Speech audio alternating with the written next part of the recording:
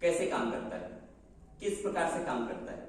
उज्जयी प्राणायाम सबसे पहले देख ली करना कैसे है।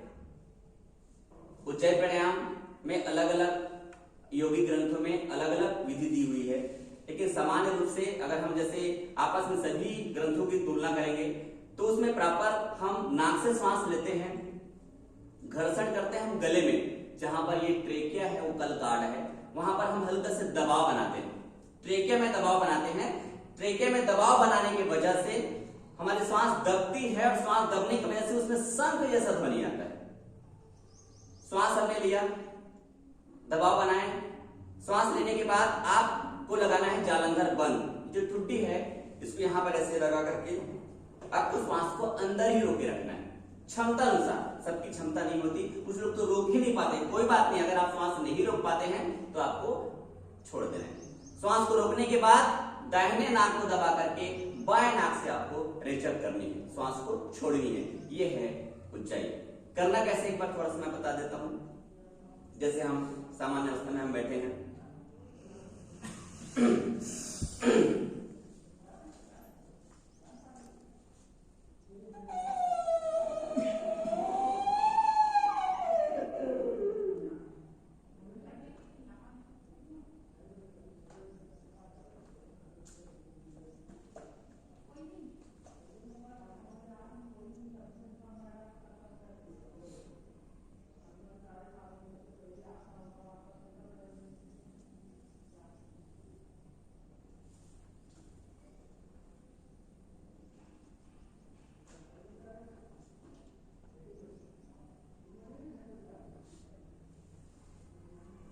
इस तरह से थोड़ी दिक्कत होगी, बहुत जल्दी नहीं हो पाता है, आवाज नहीं आएगा, पर लगातार जब आप करेंगे आवाज बहुत अच्छा आना शुरू होगा, बिल्कुल संग जैसा ही आएगा।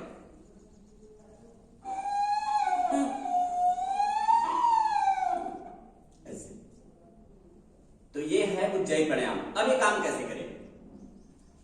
सबसे महत्वपूर्ण बात यह है कि उज्जयी प्राणायाम का संबंध थायराइड ग्रंथि से सबसे ज्यादा प्रभाव पड़ता है हमारे T4, T3, T4 पर और TSH पर। T3, T4, TSH, और ये मुख्य रूप से हमारे चयापचय पर ही काम करता है। T3, T4 हमारे चयापचय मेटाबॉलिज्म पर काम करता है, और इसीलिए ये इतना महत्वपूर्ण है कि जब मेटाबॉलिज्म जब पूरी तरह से आपका मेंटेन रहेगा तो कभी पाचन में दिक्कत नहीं आएगी, और शुगर जैसे परेशानी तो कभी होगी नहीं। बोले सर इसका संबंध इधर से कैसे है? इसका संबंध इधर से ही है, क्योंकि इसका संबंध मुख्य रूप से यहां विशुद्धि चक्र से है, जहां पर थायराइड ग्लैंड है और पैराथायराइड ग्लैंड है। ये दोनों अपने आप में बहुत बड़ी चीज है। थायराइड ग्लैंड आपके सब कुछ थायराइड ग्लैंड पर निर्भर करता है। जैसे दो स्थिति जो होती है, जब लोगों का मोटा हो जाना, लोगों का पतला हो जाना, कुछ भी स्थिति, मतलब जो शरीर में जो भी चीजें जो अनियंत्रित हो रही है उसको पूरी तरह से कंट्रोल करके रखता है उज्जयी प्राणायाम। उज्जयी प्राणायाम में तीन चीजें बहुत महत्वपूर्ण है। पहली बात, तुतलाने और हकलाने की कोई मेडिसिन नहीं है। कहीं पर भी आप जाएंगे आपको इसका उपाय नहीं मिलेगा, पर आप निरंतर अभ्यास करवाइए। ओकल कार्ड को खोलने वाली, स्वर यंत्र को खोलने वाली केवल एक ही अभ्यास है, वो है उज्जयी प्राणायाम।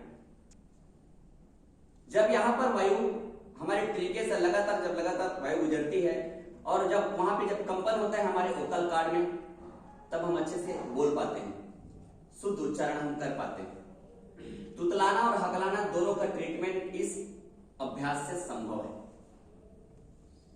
निरंतर दीर्घ काल तक अगर इसका अभ्यास कराया जाए, किसी भी तुतलाने वाले बच्चे को भी, बड़े को भी, हकलाने वाले को भी, तो उसका समाधान हो सकता है, उसका उपाय हो सकता है।